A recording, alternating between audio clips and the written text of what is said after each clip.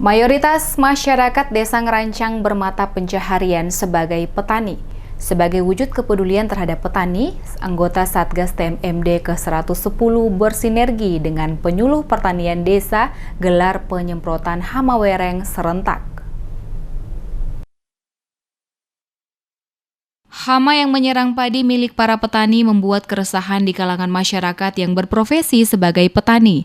Oleh karena itu menjadi salah satu keprihatinan Dinas Pertanian kepada para petani setempat. Sebagai wujud kepedulian terhadap ketahanan pangan, Kodim 0813 Bojonegoro bersinergi dengan Dinas Pertanian setempat untuk melakukan pengendalian hama di areal persawahan milik para petani.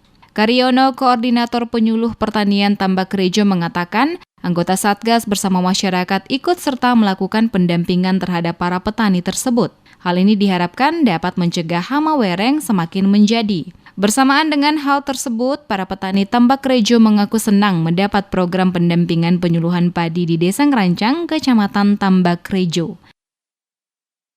Ini gerakan massal pengendalian hama wereng coklat.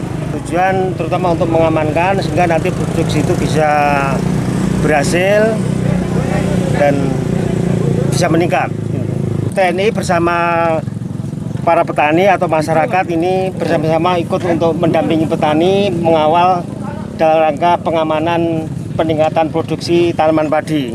Malah senang sekali soalnya ada pembantu yang dari pemerintah. Saya juga ikut bangga, senang dibantu oleh TNI.